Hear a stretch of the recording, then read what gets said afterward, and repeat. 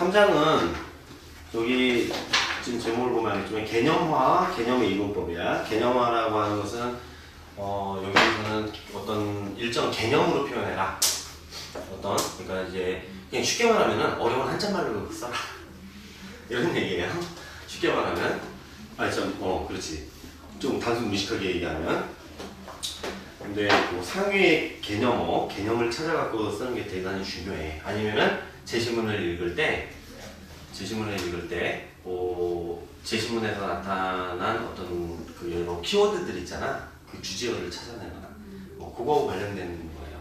그리고 또 하나는 개념의 이분법인데 이것은 독해를 하는 방법하고 관련돼. 독해를 하는 방법, 일종의 스킬이야. 그래서 이제 그것을 이번 시간에 배우는데, 자 먼저 이제 개념하고 관련해서 봅시다.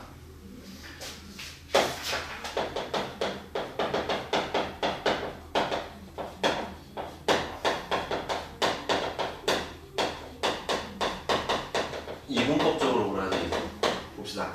일단은 여기서 보면 첫 번째가 우리가 제시문 속 개념들을 정확하게 파악하라고 그랬죠. 그래서 핵심 개념어를 찾아내자 이 얘기야. 이제 개념어 찾기. 이 개념어들이 주제가 이제 되거나 아니면 또는 키워드들이 되기 때문에 이걸 잘 찾아내야 돼. 그 개념어들을 갖고서 우리가 문장을 만들어서 결론하고 이유, 이 논증을 만들기 때문에 논증이 이제 개념어들로 이루어지게 되어 있습니다. 그래서 이게 상당히 중요합니다. 자, 한번 봅시다. 첫 번째 제시문에서 한번 봐요. 1953년 일본의 야마기시 미우지가 제청한 공동체 운동을 야마기시즘이라고 부른다. 야마기시즘이라고 부른다. 그래서 야마기시즘이 꿈꾸는 공동체는 한마디로 돈이 필요 없는 사이좋은 마을이다. 1958년 일본의 야마기시즘 공동체가 처음 탄생한 이후 우리나라를 비롯해 스위스, 브라질, 독일, 오스트레일리아, 미국 등 세계 각국에 40여 개가 세워졌다. 이곳에서는 환경 친화적인 농법으로 먹거리를 생산한다. 자, 일단은 우리가 아까 봤던 곳에서 돈이 필요 없는 사이좋은 마을. 얘네들은 이런 것을 추구하는 거야. 야마기시즘 공동체에서는 일단 돈이 필요 없고 사이가 좋아야 돼.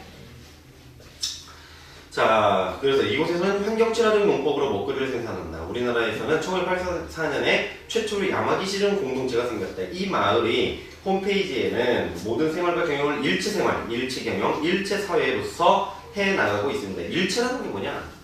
일체라는 게 지금 한자로 써있지는 않지만은 아마도 이게 일체가 한 몸 뭐 이런 거 얘기하는 것 같아요. 하나다 이런 얘기겠지? 양계가 차지하는 비율이 높고 함께 모여 살고 있기 때문에 단순한 양계장이나 공동체로 보는 분도 있습니다. 그러나 그것은 형태만을 본 오해이고 실제 목적은 다른 데에 있습니다. 그 목적은 급료나 분배가 없는 일체 생활 속에서 사이좋게 즐겁게 살아가는 데 있습니다. 급료를 주면 급료가 뭐야? 월급 주는 거죠? 그지? 그건 뭐야? 돈을 주는 거야. 근데 이게 없대. 그러니까 돈이 필요 없는 거죠. 그러면서 일체 생활 속에서 사이좋게 즐겁게 살아가는 데 있다. 저희 자신만이 아니라 전 세계가 밝고 평화로운 사회로 바뀌기를 영원합니다. 라고 적혀 있다. 이 마을은 무엇보다 무소유를 삶의 근본 가치로 삼고 있다. 돈이 필요 없는 것하고 통하는 개념이 뭐야? 무소유죠, 무소유. 소유의 의미는 우리 지난 시간에 논제 분석할 때 또 잠깐 했지만 소유라고 하는 것은 배타적으로 사용하고 처분할 수 있는 권리야. 타인을 배제하는 거죠. 배타죠. 타인을 배제하고 나 혼자서 내 마음대로 사용하고 처분할 수 있는 것을 소유라고 합니다. 근데 여기서 무소유야. 그러니까 그런 권리를 나는 갖고 있지 않은 거지. 내 거라고 안 하는 거야. 삶의 근본 가치로 삼고 있다. 무소유는 공동소유와 다르다. 그치? 무소유는 공동소유하고 달라. 무소유하고 반대되는 것은 소유죠. 그치? 우리 저기 어때 했지만 소유는 혼자 내가 개인이 소유하면은 사적 소유라고 불러요. 그치? 줄여서 사유라고 얘기하죠. 그치? 우리 공동체가 함께 소유하고 있으면 그것은 공적 소유 또는 공동 소유 이렇게 부른다고. 그것을 공유라고 부르죠. 그리고 국가에서 소유하고 있는 것을 국유라고 얘기를 하지. 그치? 그러니까 공유하고는 다른 거야. 공유는 여전히 뭐가 있어요? 소유가 있지. 그지? 자, 무소유는 공동소유가 다르다. 이들은 마을의 재산도 주민들이 공동소유물로 보지 않을 정도로 아무것도 가지지 않는 사회를 꿈꾼다. 자, 살아있는 모든 것들이 태양과 공기의 혜택을 누리고 있는 것처럼 사람들의 삶도 그러해야 된다는 것이다. 세상에 어떤 것도 그냥 존재할 뿐 누구의 소유물도 아니며 누구나 사용할 수 있어야 한다는 것이 이 마을 공동체의 무소유 개념입니다. 예를 들어서 우리가 자연을 공동소유하고 있다라고 하면 어떨까? 공유를 하고 있어요. 그러면은 우리 공동체 구성원들이 합의만 한다면 우리 자연을 마음대로 사용할 수가 있겠죠. 그게 공유야. 그런데 여러분들 영화 같은 데서 혹시 봤나? 그 인디언들은 예전에 보면은 자연을 공동소유, 공유를 하는 게 아니라 뭐라고 얘기해? 우리는 자연을 잠시 빌려 쓰고 있을 뿐이다. 이런 식의 얘기를 합니다. 그럼 그게 무소유야. 빌려서 쓰고 어떻게 해요? 내 게 아니니까 우리 후세대들이 쓸 수 있도록 또는 다른 동물과 식물들이 사용할 수 있도록 남겨주는 거죠. 무소유는 공동소유가 그래서 이제 다른 겁니다. 자, 그러므로 이 마을은 돈이 필요 없는 사람이며 필요한 물건은 누구나 무료로 사용할 수 있다. 다른 양아기 시중 공동체가 물건을 필요로 할 때에도 물론 무료로 공급해준다. 얘네는 어떤 거야? 요걸 지향하죠. 요걸 지향하는 거지. 요것을 지향하기 위해서 얘네가 요런 사회, 요런 것을 지향하기 위해서 지향하고 있는데 이 지향점이 갖고 있는 가치는 뭐냐면은 여기에 있어. 무소유, 소유하지 않는 거. 그지? 무소유라고 이제 볼 수 있는 거지. 여기 주제어가 바로 무소유야. 이런 게 개념어죠. 키워드이면서 이런 용어들을 딱 찾아갖고 이런 용어들만을 가지고 여러분의 글을 써야 되는 거야. 이게 무슨 소리야? 요약을 할 때도 문장을 새롭게 만들어줘야 되는 거죠. 그래서 키워드들을 잡아야 돼. 이런 것이 일정한 개념을, 의미를 담고 있는 거죠. 그래서 선생님이 아까 무슨 뜻이야? 자꾸 묻잖아. 그치? 그러니까 여러분들이 개념적인 사고를 해야 돼. 개념적 사고를 한다는 것은 이 개념어를 찾기. 일단 개념어를 찾고 그 다음에 이 개념어의 개념이 뭐냐? 의미가 뭐냐? 무슨 뜻이지? 하고 물어야 되는 거야. 그렇지? 무소유한다는 것은 내가 마음대로 사용하지 못한다는 것, 그런 의미를 갖고 있어요. 내 마음대로. 자, 그 다음 거. 자, 이거 이제 마찬가지인데 이렇게 한 번 더 이제 이게 또 한 번 개념을 한번 찾아봅시다. 연습하는 거야. 두 번째 질문에서는 뭐니? 찾아봤니? 뭐라고 할 수 있어? 그렇지. 여기서는 합리적 선택이죠. 잘 찾았습니다. 자, 노벨 경제학상 수상자인 게리 베커는 합리적 선택에 관한 자신의 이론이 사람들이 행하는 모든 일을 설명할 수 있다고 주장했다. 그러니까 여기서 핵심은 일단 합리적 선택이야. 이 합리적 선택으로 뭘 할 수 있다? 사람들의 모든 행위를 설명할 수 있어요. 모든 행위들을 설명할 수 있대. 그것도 전부 다. 경제적인 행위뿐만이 아니라 베커의 주장에 따르면 직장을 바꾸거나 친구를 사귀거나 하는 모든 행동을 할 때 야, 사람들이 왜 직장을 바꾸냐? 잘리는 거 말고 내가 바꿨어. 그럼 왜 그래요? 돈을 더 많이 벌려고 한다거나 아니면 야근이 많아서 저녁이 있는 삶, 그 손학규 말한 저녁이 있는 삶, 이렇게 같이 여가를 즐길 수 있는 삶, 그지? 뭐 예를 들어서 work and life의 밸런스라고 하는 이제 그걸 추구해갖고 뭐 할 수도 있는 거죠. 그게 나한테 이익이 되니까 하는 직장을 바꾸는 거예요. 자, 친구를 사귀는 것도 이익에 따라서 이제 사귄다라는 거죠. 그래서 할 때 사람들은 더 나은 결과를 가져올 행동을 선택한다. 합리적 선택의 의미가 나왔네. 이것을 설명하는 것이 합리적 선택 이론인데 이게 뭐예요? 더 나은 결과를 가져오는 행동을 선택하게 된다 이 얘기죠. 이거 더 나은 결과, 더 좋은 결과죠. 자, 이러한 논리는 일반적으로 합리적이고 계산적인 선택의 성격보다는 우리가 보통은 계산적인 거에 이게 적용이 된다고 생각을 할 텐데 이런 성격보다는 감정적인 또는 의무적인 선택의 성격이 강하다고 인식되는 가족생활과 관련된 결정에도 적용될 수 있다. 사람들은 왜 아이를 낳고 긴 시간과 많은 돈을 양육에 쏟아붓는가? 예를 들어서 가족생활 같은 거 봐봐. 여러분 부모님이 여러분을 학원에 이렇게 보내서 가르치고 있습니다. 그럼 왜 그래요? 여러분을 우리 보통 뭐라고 얘기해? 여러분을 사랑해서, 여러분이 잘 되기를 바래서, 그지? 근데 게리 베커에 따르면 어떻다라는 거야? 읽어봅시다. 그제 학원비 많이 내면서 막 한단 말이야. 여러분은 사랑, 감정, 본능 등을 생각하겠지만 베커의 이론에 따르면 사실은 부모가 미래를 위해 현명한 투자를 한 것이고 결국은 드린 것보다 더 많은 것을 거두게 된다. 그지? 여러분이 학원에 다녀서 성적을 올려서 좋은 대학을 가게 되고 그런 다음에 좋은 대학에서 또 계속 투자를 해야죠. 학비도 대주고 그런 다음에 어떻게 하는 거예요? 여러분이 좋은 직장에 가고 그지? 결혼도 잘하고 그럼 이제 어떻게 되겠어요? 나중에 여러분 부모님은 이제 이제 노인이 되겠지? 노인이 됐을 때 어떻게 한다? 여러분이 아버지 어머니 버릴 거야? 안 되죠. 만약에 아버지 어머니 어떻게 할까요? 아이 맡겨야지. 요즘은 농담이고 아이 맡기는 게 아니라 부모님을 동양해야죠. 용돈도 좀 드리고 그지? 돈을 벌면은 그렇게 할 거죠. 그지? 대답이 좀 시원찮은데. 그래서 사실 부모님은 이제 그걸 노리고 하는 거야. 라는 게 이 사람 주장인 거죠. 그지? 물론 그렇게 설명하기는 어렵겠지. 근데 어쨌든 이 사람은 합리적 선택 이론의 관점에서 그것도 설명해낼 수 있다는 거죠. 논리를 제공할 수 있다는 얘기야. 그의 경우는 이 투자가 돈을 은행에 넣어두는 것보다 더 많은 이득을 가져오는 한 부모는 노년에 대해서 자식들의 교육과 재능에 재정적으로 투자한다는 것이다. 너무 삭막하죠. 여기서는 뭐야? 합리적 선택이야. 자, 이 말의 뜻은 뭡니까? 더 나은 결과의 행동을 선택하는 거니까 더 이익이 큰 것을 선택하는 것을 합리적 선택이라고 얘기를 하는 거지. 그치? 이해돼요? 이런 게 이제 개념을 찾는 거고 개념을 이제 아는 거예요. 근데 우리가 이제 개념화하고 관련해서 이걸 봤는데 근데 우리가 좀 이제 주의해서 여기서 지금 개념어를 얘기를 했다면 개념어를 두 번째는 우리가 이제 하나는 개념이라는 게 있고 하나는 이제 개념 이해라는 게 있어. 개념 이해는 무슨 관 이렇게 표현되는 경우가 많습니다.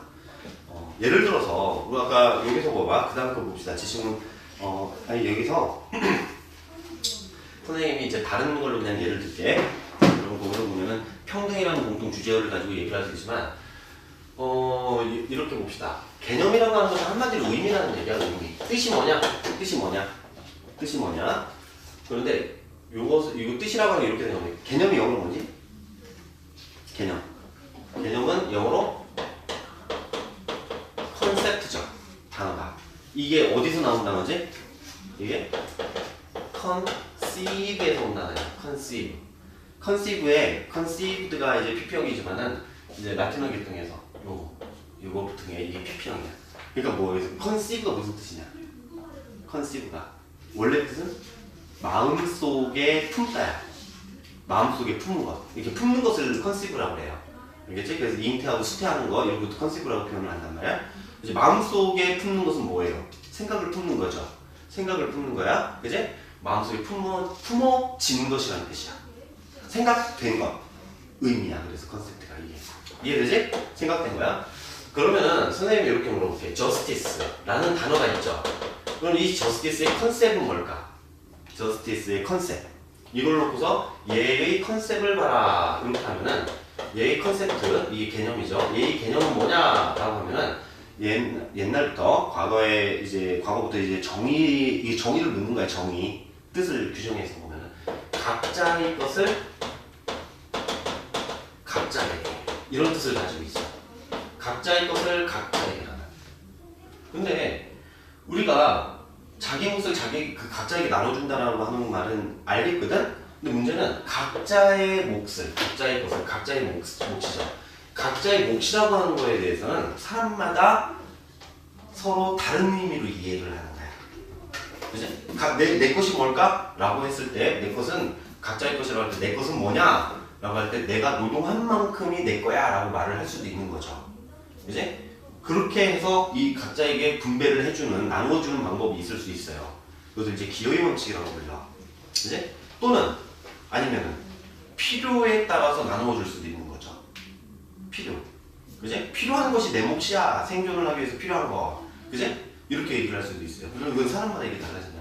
개념은 각자의 것을 각자라고 하는 것으로 똑같은데, 이 개념에 대한 이해가 다른 거야. 그러니까 어떻게 되겠어요? 어떤 사람은 이 각자의 것을 아까 내가 노력해서 얻은 것만큼 내가 기여한 만큼이 네 몫이야 라고 하면서 나눠줄 수가 있죠. 보통 자유주의적인 관점에서 그렇게 얘기를 해. 자유주의에서 개인이 자신의 것에 대해서 자신의 몫에 대해서 개인 책임을 지는 거예요. 내가 노력을 해서 이룬 만큼 내가 가져가는 거야. 노력보다는 이룬 만큼이 더 중요하죠. 그지? 필요에 따라서 주는 거야. 다음에 다른 것은 필요에 따라서 줘. 이게 공산주의죠. 필요한 만큼 다 나눠주는 거야. 필요에 따라 분배한다. 이렇게 되는 거죠. 롤스의 정의관에 따르면 차등의 원칙이라든지 이런 걸 적용해서 또 분배를 하는 거고, 네 몫이라고 하는 게 뭐냐? 서로 다른 규정을 갖고 있어요. 공리주의에 따르면 어떻게 해? 최대 다수의 최대 행복을 야기할 수 있는 만큼의 양이 네 거야. 이렇게 되겠지. 이해돼? 그래서 그것은 개념이에요. 이것은 관이야, 관. 그러니까 그게 여러 가지가 나올 수 있는 거야.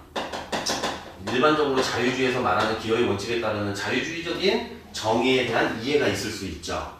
그지? 뭐 공산주의에 따른 정의에 대한 이해가 있을 수도 있는 거고, 공리주의에 따른 이 정의에 대한 이해가 있을 수 있죠. 그것을 뭐라고 하냐? 개념에 대한 이해, 이것을 컨셉션이라고 합니다. 컨셉트에 대한 이해를 컨셉션이라고 합니다. 그래서 이것을 관이랑 무슨 관 이렇게 번역해. 그러니까 컨셉트는 지금 하나지만 컨셉션은 여러 개가 될 수 있죠. 그지? 그러니까 뭐야? 컨셉션스 오브 컨셉트 이렇게 되는 거야. 이해돼요? 여러 개가 있어. 요거에 따라서 제시문의 입장이 달라지는 거야. 이 컨셉션에 따라. 됐어요? 이해돼? 그리고 개념과 관련해서 이제 하나 더 우리가 주의를 해야 되는 것은 뭐냐면, 한번 좀 알고서 넘어가야 되는 게, 이걸 이제 관이라고 하면 입장이라고도 표현을 합니다. 자, 그게 뭐냐면 개념과 사례의 관계야. 개념과 사례의 관계. 추상적인 개념과 사례. 예를 들어서 바르기, 얼룩이, 흰둥이, 장군이. 뭘 것 같아? 걔야 걔. 걔 이름이야. 걔 이름들 줬죠. 이런 이름들은 고유명사라고 부르는 거죠, 우리가. 그지? 고유명사들은 뭘 가리킵니까? 하나의 개체를 가리켜. 개체. 인디비주얼들을 가리키는 거야. 그지? 가리키지, 그걸. 그지? 이명순 하면은, 여기 있는 이명순 한 명을 가리킨단 말이야. 물론 이명순이나 다른 이름을 가진 다른 사람도 있을 수 있지만, 우리들이 뭐 예를 들어서 얘네들을 묶어서, 얘네들을 뭐 치와와, 얘네들을 묶어서 뭐 말티즈, 그리고 또 쟤네들을 묶어서 뭐 진돗개 이렇게 표현을 하죠. 그지? 이렇게 묶어서 이제 얘네들의 종류를 표현할 수가 있어요. 근데 여기서 좀 더 나아가서 그냥 다 묶어버리면 얘네들을 뭐라고 할 수 있어요? 개 이렇게 말할 수 있지. 개하고 다른 동물들을 묶어서 또 뭐라고 할 수 있어요?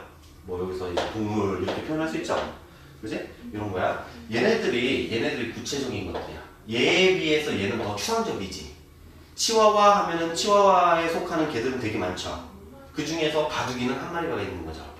이제 얘가 더 구체적인 거야? 추상적인 거야? 얘보다는 얘가 더 추상적이고 얘는 더 구체적인 거야. 얘보다는 어디 갔어? 개보다는 동물이 더 추상적이죠. 그러니까 얘네들이 가리키는 대상의 집합의 크기가 점점 이렇게 커진다고 보면 돼. 이해돼? 그런데 이렇게 커지는데, 그래서 이게 보면은 일단은 개념은 보통 추상적으로 주어지는 거예요. 그리고 이 개념이 이렇게 해갖고 여기에 적용이 되는 경우가 있어요. 적용. 그러면은 예를 들어서 치와와라는 개념이 적용이 돼서 이런 거지. 너네들 치와와, 불독이나 뭐 진돗개가 어떻게 생겼는지 알지?